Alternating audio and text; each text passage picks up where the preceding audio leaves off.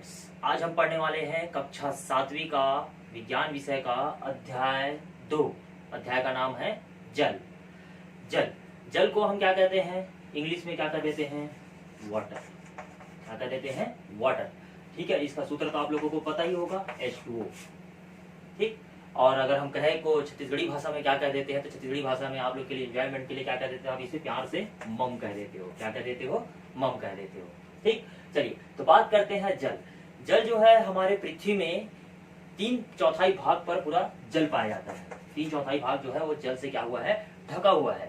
ठीक है, जल हमारे जीवन के लिए बहुत ही महत्वपूर्ण है। हमारे लिए ही नहीं, साथ ही साथ वो पेड़ पौधे के लिए, जितने भी सजीव गण है उनके लिए बहुत ही महत्वपूर्ण है। जल के बिना हम अपने जीवन की कल्पना भी नहीं कर सकते, क्योंकि कहा गया है ना कि जीवन की मूलभूत आवश्यकताएं कौन कौन सी है। तो जीवन की मूलभूत आवश्यकताएं हैं भोजन, जल और वायु। ठीक, तो 3/4 जो भाग जो है वो जल से ढका हुआ है।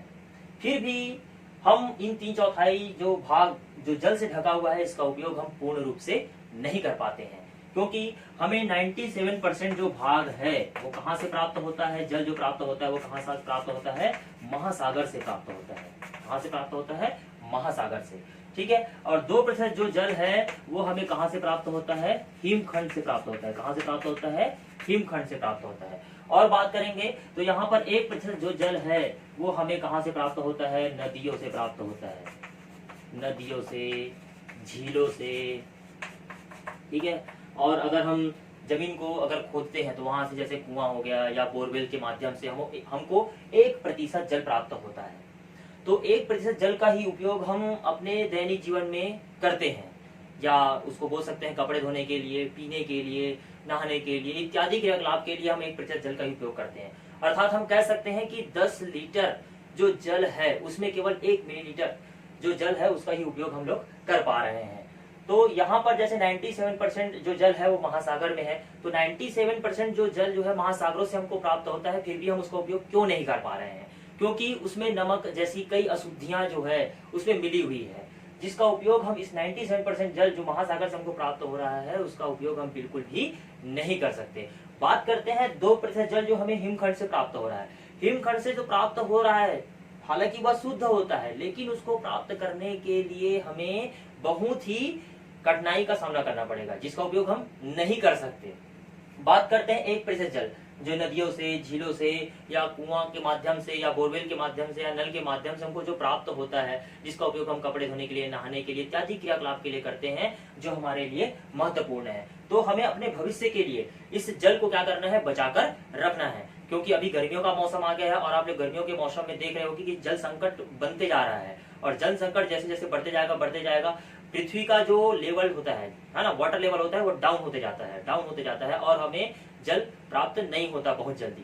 जैसे अभी बहुत सारे इलाकों में आप लोगों को न्यूज में है ना, आप लोगों को देखने को मिलेगा, न्यूज में देखने को मिलेगा, और साथ ही साथ जो न्यूज पेपर आप पढ़ते हैं उसमें भी आपको देखने को मिलेगा कि जल संकट कहाँ कहाँ और किस जगह होते जा रहा है। ठीक, चलिए तो जल के अगले टॉपिक की ओर बढ़ते हैं, इसके महत्व के बारे में चर्चा करते हैं। हम बात करते हैं जल के महत्व के बारे में चर्चा करते हैं। आपको तो 97% महासागर से, हिमखंड से इत्यादि आपने बता दिया मैंने, है ना। और इसको क्या क्या बोला जाता है? इंग्लिश में वाटर बोला जाता है, इसका सूत्र H2 होता है, और इसे आप लोग छत्तीसगढ़ी में तो प्यार से मम भी बोल देते हो। ठीक है, तो इस प्रकार से मैंने आप लोगों को ये बताया है महत्व। जल का हमारे जीवन में क्या महत्व है?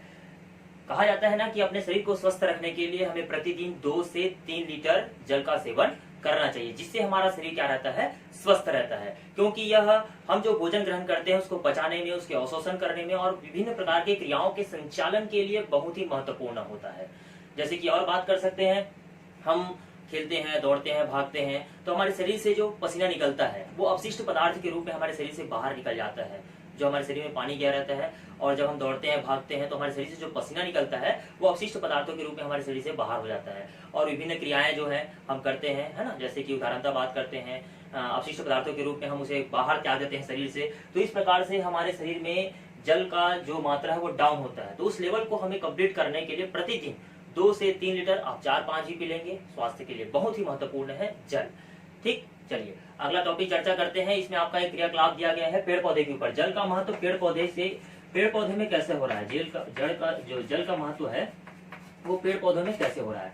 तो जैसे कि आप लोगों को पता है कि प्रकाश संश्लेषण क्रिया आप लोगों ने पढ़ा है, प्रकाश संश्लेषण क्रिया कक्षा छठी में पढ़ा ही होगा, क्योंकि जल के बिना किसी का जीवन संभव नहीं है। तो पेड़ पौधे क्या करते हैं, जल को ग्रहण करते हैं, किसके माध्यम से, जड़ के माध्यम से। जड़ के माध्यम से ग्रहण करने के बाद में इसे कहाँ पहुंचा देते हैं, तनों में पहुंचा देते हैं। तनों से कहाँ पहुंच जाता है, पत्तियों में पहुंच जाता है।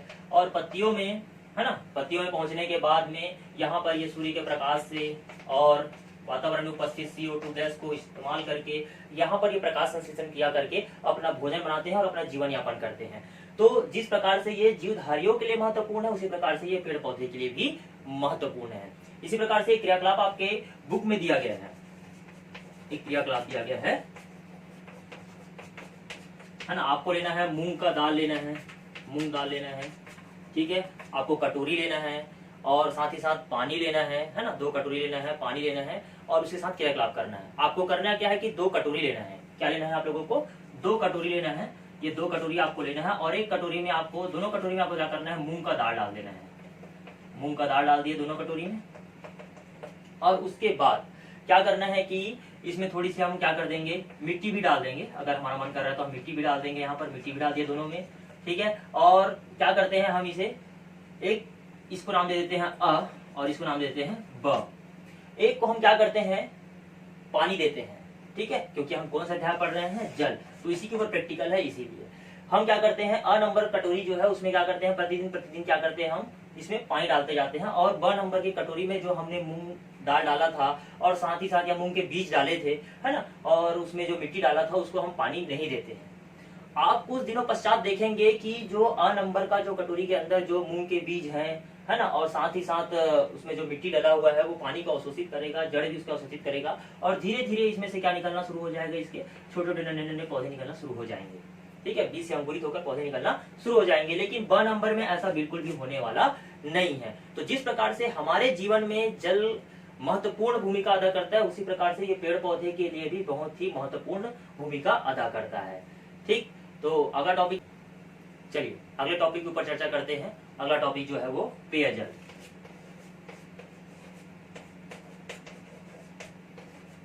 पेयजल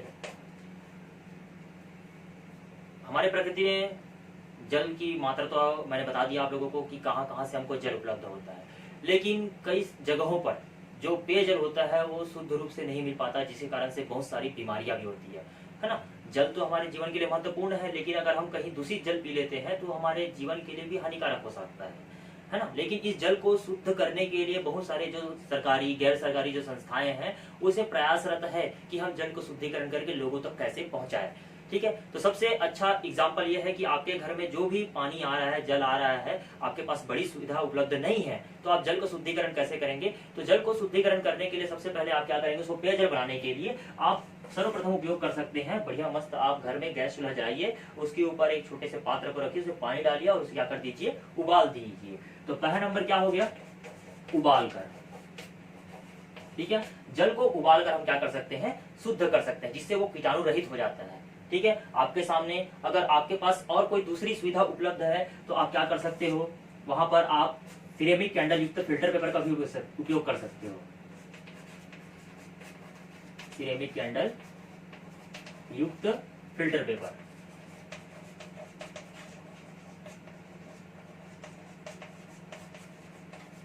सिरेमिक कैंडल युक्त फिल्टर पेपर का भी इस्तेमाल करके हम जल को क्या कर सकते हैं, शुद्ध कर सकते हैं और उसे पीने योग्य बना सकते हैं। तीसरा नंबर हम क्या कर सकते हैं, इसमें हम उपयोग कर सकते हैं ब्लीचिंग पाउडर, विरंजक चूर्ण, ब्लीचिंग पाउडर,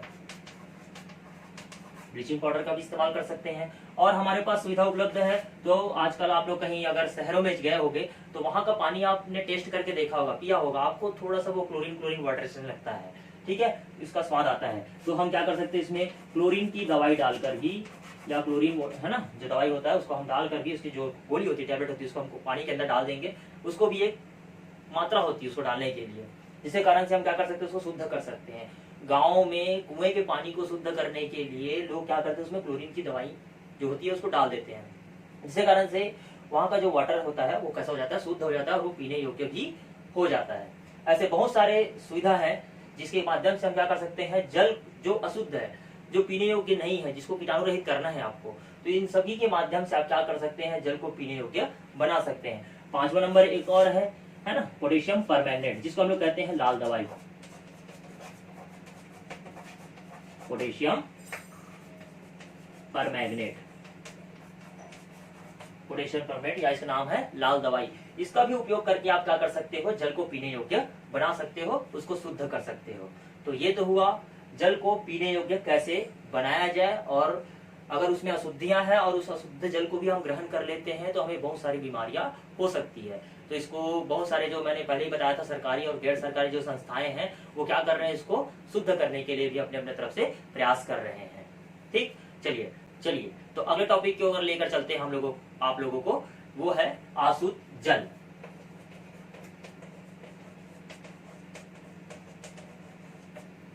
अशुद्ध जल, अशुद्ध जल जो होता है वो जल का शुद्धतम रूप होता है, जिसे प्रयोगशाला में प्रयोगों के लिए उपयोग किया जाता है, क्योंकि ये जल का शुद्धतम रूप है।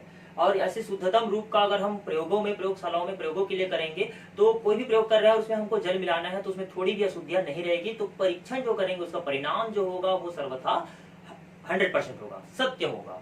ठीक है, तो अशुद्ध जल, तो इस अशुद्ध जल को हम कैसे तैयार करते हैं, प्रयोगशाला में प्रयोग करने के लिए अशुद्ध जल का इस्तेमाल किया जा रहा है, तो इसको हम अशुद्ध जल को तैयार कैसे करेंगे, इसको हम अपने घर में भी एक प्रयोग के माध्यम से तैयार कर सकते हैं। सभी लोग अभी लॉकडाउन में सब अपने अपने घर पे हो, बढ़िया मस्त, अभी जो प्रयोग बता रहा हूँ अशुद्ध जल कैसे तैयार करते हैं उसे बिल्कुल एक बार आजमा के और करके देखिए, क्योंकि अभी नौटप्पा भी चल रहा है और बहुत तेज गर्मी भी है, तो आप अशुद्ध जल तैयार करोगे, बहुत आसानी से अशुद्ध जल तैयार होगा, आप आसानी से सीख भी सकते हो और इस प्रयोग को जान भी सकते हो।